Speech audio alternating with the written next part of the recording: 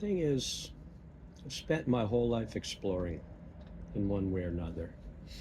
Multiple careers, multiple university degrees, multiple places where I've lived. And it's interesting, like when you don't just accept the mainstream, you don't accept just sort of the narrative, the dominant narrative that you've been taught, that we're all taught about what progress looks like, what moving ahead looks like, what success looks like. You actually question that and go out in the world and find out what is true. I think for a lot of people, they're going to find that, you know, it's a lot of horseshit. That's kind of the whole point of, for me, living a life of exploring, trying things, testing things, is to find out what is actually real and what is real for me as an individual. It's easier if you just take on what you learn from your parents, what you see around you, all the rest of it. And there's, nothing wrong in doing that. Some of us aren't just wired to be testing, dominant narratives. That's okay. Sometimes we just can't do that. We all have our limits, and we all have how far we're willing to push things and try new things and all the rest of it. I've known people who've stayed in the same job their entire lives, one job. That worked for them. Will that work for most people? I think not. I think that's the kind of situation where fear and anxiety becomes the dominant force in one's life and limits one's options. Can you do something about that? Sure, but that in itself is just, that's one paradigm. Other paradigms will be, this is who you are, this is how you live, and that's what it's going to look like. But I think if you can, if you have, I don't think, I don't know, it may not be so much determined by one's economic status. That can be a limiting factor, sure. I mean, I grew up in a lot of poverty. Um, and was about 20 years ago, I started from scratch. I had tried and tried and tried and tried for many years, try to work within what I'd been taught. Keep trying other stuff. Maybe this will work. Maybe this will work. That's where all the careers came from. And in the end, it was like, no, it's not working out. So I lost everything and started from scratch. Some people have made comments about how I live my life here. I live on a sailboat, you know. Woohoo, aren't I lucky? Aren't I just a rich asshole that's, commenting about this stuff, even though, totally tone deaf or whatever. And that's just so much nonsense.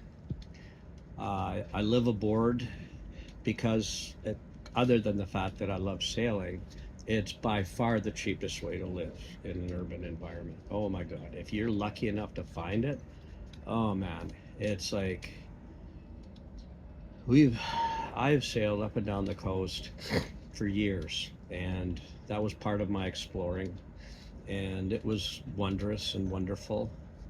Um, and it was a cheap way of living, way cheaper than living in a house in the suburbs and all that structural stuff you have to put around that to support that.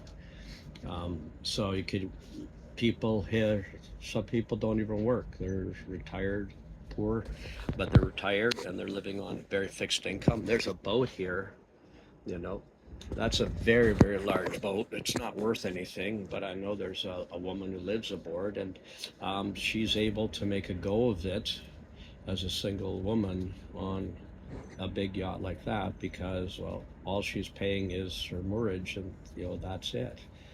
That's a pretty cheap way of living if you can find it.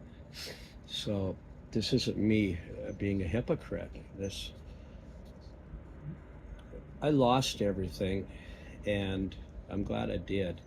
But what it did is it made me focus on what's really important, what I really want to do. And I tried for a while with the mainstream suburban lifestyle, and oh my God, it was just waiting to die. You have all the shit, and once that's that, then you're just okay. Now you're done. Now you're just waiting to die. Anyways, so instead, I took my resources. Well, not didn't have much in the way of resources, but I took my skills and my work and decided to direct it for something very narrow and very specific, and that's living aboard. I wanted to live aboard, and so I made it happen. And what I have now with this vessel and where I'm living, etc., that's a culmination of 20 years. And it's not a rich lifestyle. This boat, didn't cost much more than the price of an average car, and this is my home. And this boat, it's more than what I personally need. I could get by with a boat um, half this size and half the details, but that's what my wife needs. She needs the space. There's two of us here, and so do what you can to accommodate that. But I could live aboard easily by myself on a 27-foot sailboat that I could buy for a few $1,000s. Now, if I want to go exploring with it, okay, that takes more money because you have to outfit it with certain equipment and all the rest of it. But the idea that if you're on a sailboat, you're a rich bastard is like that's just totally nonsense. Total nonsense. So, but what's interesting is after a lifetime of exploration, including the physical exploration of going up and down the coast here, which has been fantastic, absolutely fantastic lifestyle. Eventually, that comes to an end too, because ultimately, it doesn't matter where you go, it doesn't matter where you travel. There's just you. There's just you and your reality, and you can't always come back to the same place that you left from, always. And yes, you can come back wiser. You can have more knowledge, more information, and you've had a lot of fun. But it just keeps coming back to you.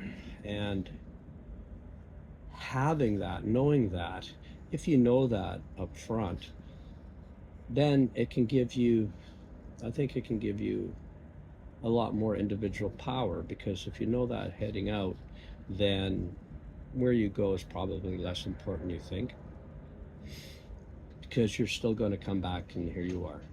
What are you going to do with that?